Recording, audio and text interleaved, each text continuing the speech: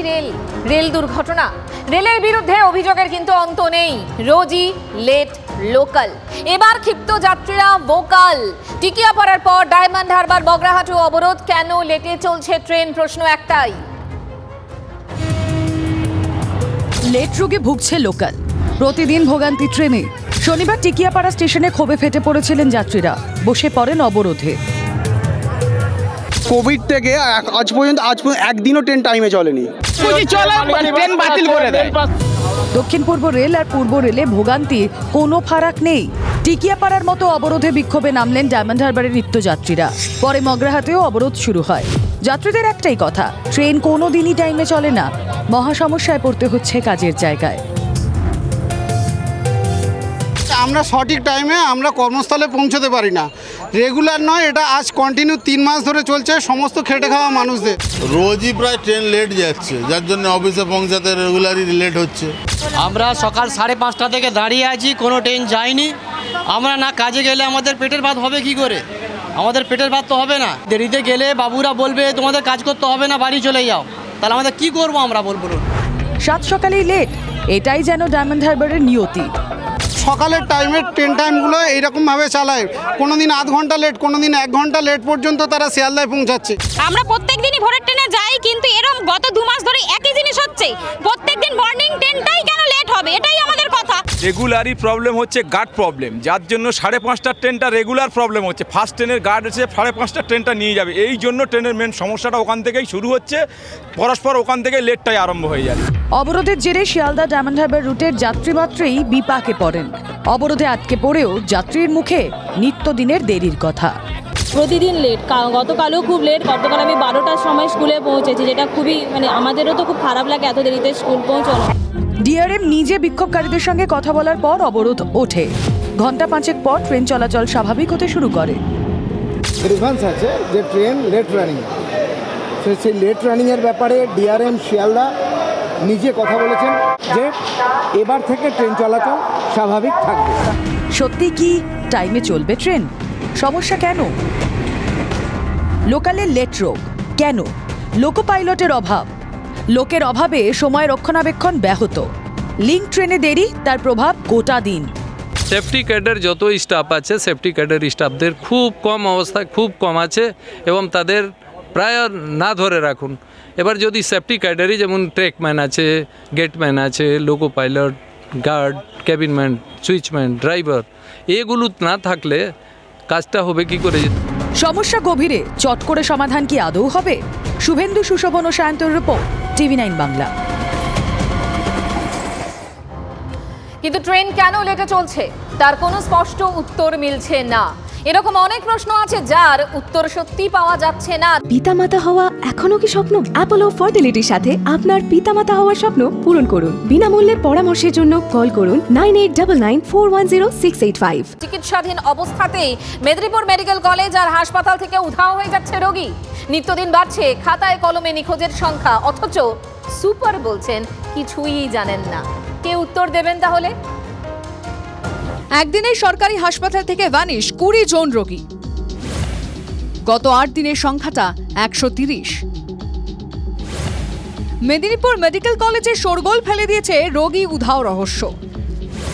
হাসপাতাল সূত্রে খবর, এদের মধ্যে বেশিরভাগ রোগী পুরুষ। তারা চিকিৎসাধীন ছিলেন হাসপাতালের মেডিসিন এমার্জেন্সি বিভাগে। রোগী উধাওয়ের জন্য কি ঢিলেঢালা নিরাপত্তা ব্যবস্থাই দায়ী? হাসপাতালের নজরদারি আদৌ আছে? কি করছেন হাসপাতাল কর্তৃপক্ষ? এত রোগী কোথায় গেলেন? কেন গেলেন? তাদের কি খোঁজ করা হয়েছে? রোগী নিখোঁজের সংখ্যা বাড়ছে, গত 7 দিনের সংখ্যাটা 121 জন। কি বলবেন? কথাটা সঠিক, কিন্তু এইটা এত বাড়াবাড়ির জন্য আমাদের একটা কমিটি তৈরি করা হয়েছে এবং সবাইকে নিয়ে করা হয়েছে। এই কমিটিটা তৈরি আজকে বোধ হয় 3-4 দিন হলো। এতে আমরা দেখতে পাচ্ছি অনেক কমে গেছে। কিন্তু কিভাবে দিনের পর দিন নিখোঁজ হয়ে যাচ্ছেন একের পর এক রোগী? যতগুলো অ্যাবসেন্টেড হয়েছে তার বেশিরভাগ ছিল ডিসচার্জ হওয়ার ছিল। ওরা 2টো পর্যন্ত ওয়েট না করেই চলে গেছে। আর ঘটনা সামনে আসতেই শুরু হয়ে গেছে রাজনৈতিক জলঘোলা। হাসপাতালের পরিষেবায় ঘাটতিকে দায়ী করে আক্রমণ শানিয়েছে বিজেপি, পাল্টা জবাব দিয়েছে শাসক দলও। গত এক সপ্তাহে 130 জন রোগী নাকি বেপাত্তা। বেপাত্তা হওয়া না হওয়ার কারণ তো কিছু নেই। কোনো ট্রিটমেন্ট আছে ওখানে? আপনি বলুন তো, কোনো ট্রিটমেন্ট হয়? রোগীকে নিয়ে এসে তার পরিবার ভর্তি করলে 3-4 দিন পরে বুঝতে পারে যে রোগী এখানে থাকলে মারা পড়বে। তার বেটার ট্রিটমেন্টের জন্যে হয় তারা অন্যত্র চলে যায়। আর তার চেয়েও বড় কথা যেটা আমরা আশঙ্কা করছি, এবং আশঙ্কা না, এটা সত্যিই, ওখানে কোনো বড় দালাল চক্র কাজ করছে, যারা কমিশন নিয়ে রোগীদেরকে অন্য বেসরকারি হাসপাতালে পাঠাচ্ছে এবং হাতে গরম কমিশন পেয়ে যাচ্ছে।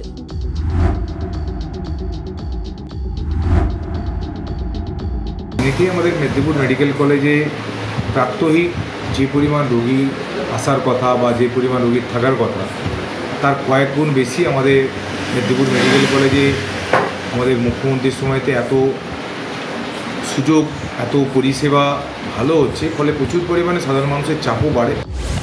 পুলিশ সূত্রে খবর, কোনো নিখোঁজ রোগী পরিবার অবশ্য এ নিয়ে কোনো অভিযোগ দায়ের করেনি। তবে মেদিনীপুর মেডিকেল কলেজ হাসপাতালের সুপারের সঙ্গে যোগাযোগ করা হলে তিনি জানান তার এই বিষয়ে কিছুই জানা নেই। দেবব্রত সরকারের রিপোর্ট, TV9 বাংলা। এবার বারিক বিশ্বাসের কথায় আসি। লোকসভা ভোটের পর অ্যাকশনে কেন্দ্রীয় এজেন্সি রেশন দুর্নীতিতে ইডির সক্রিয়তায় সামনে এসেছে দুর্নীতির অভিযোগে আর এক চরিত্র বারিক বিশ্বাস। ট্রাক চালক থেকে দুর্নীতির বেতাজ বাদশা। দুর্নীতির টাকার উৎস কি? এবার বারিককে তলব ইডির। প্রথমে সিপিএম, পরে কংগ্রেসের হয়ে তৃণমূলের সঙ্গে ঘনিষ্ঠতা। মন্ত্রী জ্যোতিপ্রিয় মল্লিকের ঘনিষ্ঠ বলে এলাকায় পরিচিত বারিক বিশ্বাস। বারিকের বৌদি শফিজা আবার উত্তর 24 পরগনা জেলা পরিষদ সদস্য। বলা বাহুল্য, রাজনীতির রথী মহারথীদের সঙ্গে ওঠা বসা বারিকের।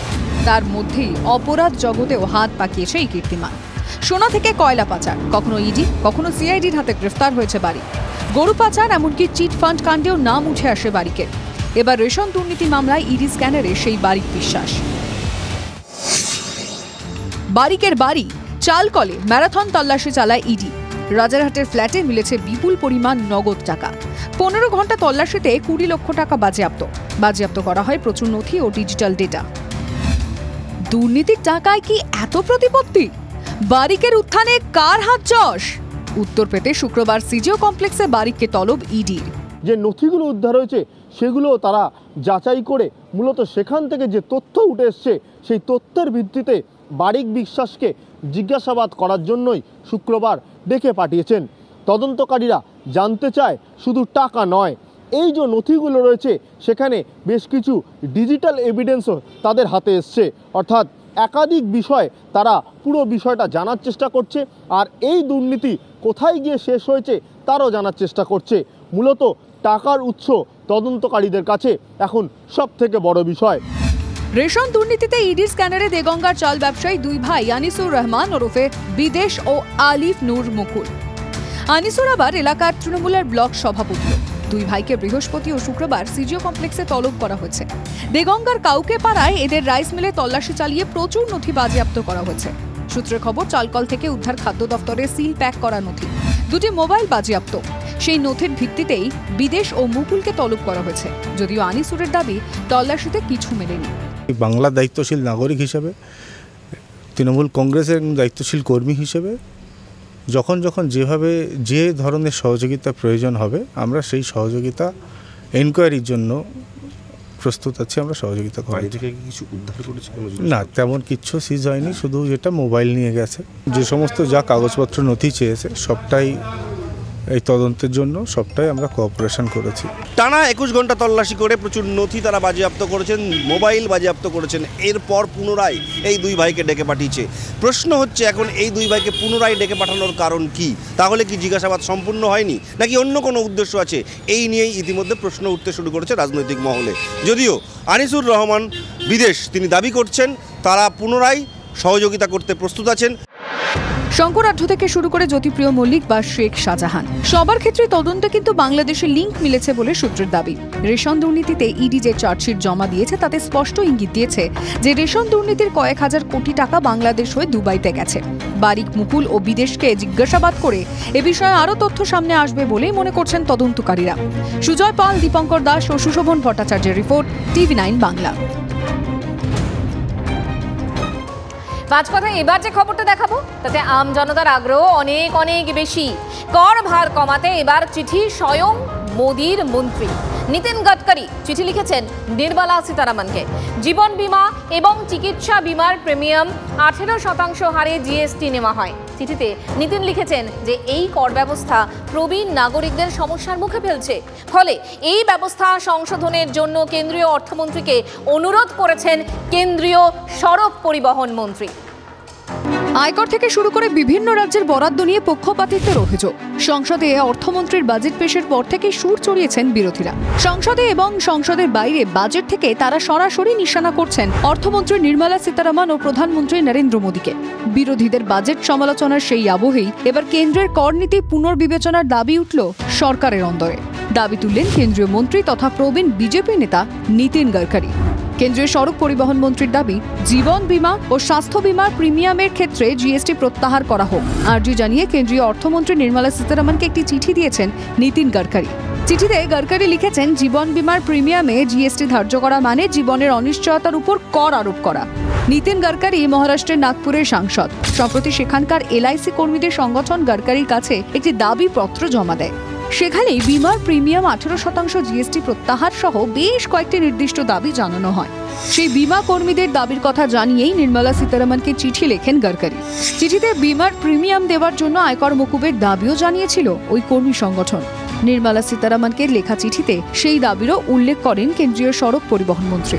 বেশ কয়েক বছর ধরে এই দাবি তুলছে বিরোধী দলগুলিও। এ নিয়ে বিভিন্ন NGO বা সংগঠন একাধিকবার কেন্দ্রকে অনুরোধও করেছে, কিন্তু কাজ হয়নি। এবার মোদী সরকারের হেভিওয়েট মন্ত্রীর চিঠিতে সেই কাজ হয় কিনা এখন সেটা দেখার। অগস্টের 3য় সপ্তাহে ফের GST কাউন্সিলের বৈঠক রয়েছে। অনেকে মনে করছেন সেই বৈঠকেই গডকরির প্রস্তাব নিয়ে আলোচনা হতে পারে। Bureau report, TV9 Bangla.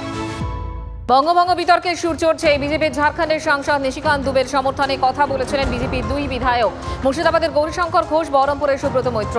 দুই বিধায়কের পা ভাঙার হুঁশিয়ারি দেন তৃণমূল বিধায়ক হুমায়ুন কবির। আর হুমায়ুনকে হুঁশিয়ারি বহরমপুরের বিজেপি নেতার শাখারফকে পাল্টা চ্যালেঞ্জ হুমায়ুনের। যেমন গর্তে ঢোকাতে হয় এবং খাঁচা বেঁধে তাকে খাঁচার মধ্যে আবদ্ধ করতে হয়, এই দুজন বিজেপির বিধায়ককে ইঁদুরের মতো গর্তে ঢোকাবো আমি। যদি 20% ভোট ব্যাংক নিয়ে আমাদের হুমকি দেয়, আমি বলছি তো হুমকি দেবো, মেরে ঠ্যাং ভেঙে দেবো। আমি কালকেও বলেছি, আবার বলছি, কিছু করার থাকলে করুক। ওই সব গল্প ছাড়ুন। উনি ভাবছেন বিজেপির বিধায়কের ঠ্যাং ভাঙবো আর সবাই ভয়ে ভিতর সন্তুষ্ট। উনাদেরকে গর্তে ঢুকে দেওয়ার ক্ষমতা ভারতীয় জনতা পার্টি রাখে।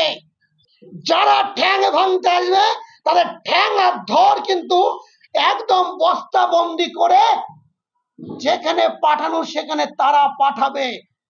চোরটাদের কথার কোনো জবাব দেব না। আমি সাকারাপের দিকে যদি তাকাই, বহরমপুর শহরে, এই সাকারাপ কি বলেছ, ও দৌড় ধরাবে, ও দাঁড়াবেই না ওখানে, ও যা খুশি বলুক। আমি বলেছি ওদের যদি হিম্মত থাকে যে মুর্শিদাবাদ জেলাকে ওরা ভাগ করতে চাইছে, তো ওদের এত শক্তি, তা মুর্শিদাবাদ জেলা ভাগের যে কথা ওরা উত্থাপন করেছে, সেই ইস্যুতে ওরা 5000 লোকের একটা মিছিল করে দেখ ওদের সমর্থনে।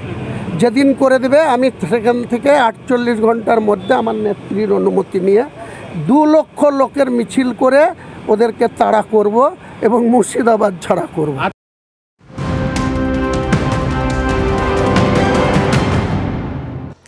আর এবার আবহাওয়ার খবর। ঘূর্ণাবর্ত সহায় দক্ষিণবঙ্গে ভারী বৃষ্টির আশা। শুক্রবার পর্যন্ত দক্ষিণের একাধিক জেলায় ভারী বৃষ্টি হতে পারে। কাল গোটা দক্ষিণবঙ্গেই ভারী বৃষ্টির পূর্বাভাস। আজ কাল কলকাতায় ভারী বৃষ্টি হতে পারে। গাঙ্গেয় বাংলার উপর ঘূর্ণাবর্ত, সক্রিয় বর্ষা, আমন চাষে কিছুটা গতি আসার সম্ভাবনা। এখনো পর্যন্ত বর্ষায় 39% ঘাটতি দক্ষিণবঙ্গে।